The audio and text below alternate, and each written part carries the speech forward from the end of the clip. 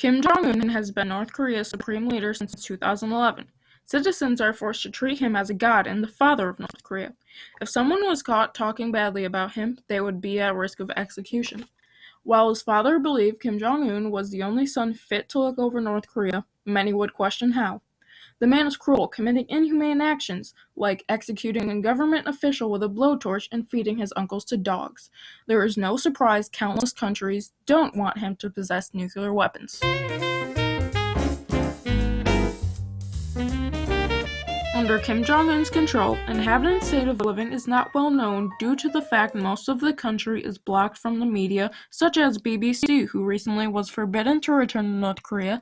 We have decided to expel a Tokyo BBC correspondent, Rupert Wingfield Hayes, from the territory of the DPRK, and we are going to never admit him again into the country for any report about the situation of the DPRK. As they entering the country at the customs, they were making very threatening remarks about against the airport customs officials, security officials, and during their coverage they were not very just in terms of not respecting the local custom. North Korea regulates what is documented during a tourist stay as well.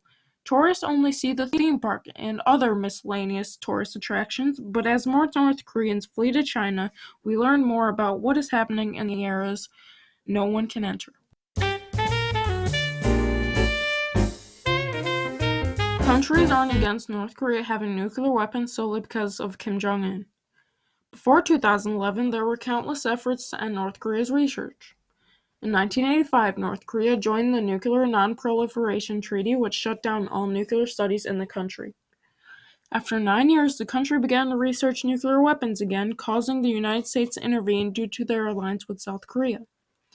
In 1994, North Korea agreed to freeze nuclear activity, and the U.S. agreed to help the country build nuclear plants for energy. But after a power outage in the early 2000s, North Korea grew irritated.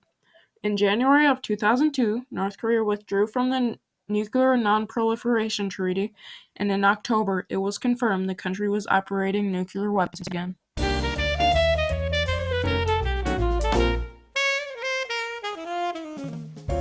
In 2006, North Korea conducted a nuclear bomb test.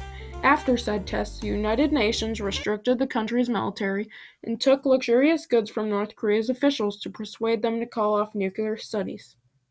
The restrictions didn't stop the country as they tested 2 more bombs in 2009 and 2013. By 2015, North Korea claimed they had a hydrogen bomb that could hit the U.S., but many doubted there was a real threat. In January of 2016, North Korea detonates its first hydrogen bomb documented.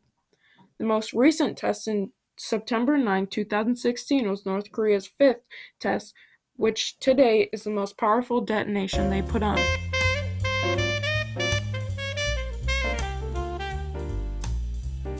On September 23, 2016, North Korea's foreign minister spoke against the United Nations and the United States for making the Korean peninsula dangerous due to its hostile policy against North Korea. As a result, he vowed North Korea would strengthen the nuclear program to protect themselves. North Korean Foreign Minister Ri Soo-yang warned on Tuesday that his country had the power to deter an ever-increasing nuclear threat by the United States with a preemptive strike if necessary. In a rare speech to the UN-backed Conference on Disarmament, Ri said joint military exercises being staged by South Korea and the United States were, quote, unprecedentedly provocative in nature and have an especially high possibility of sparking off a war, end quote.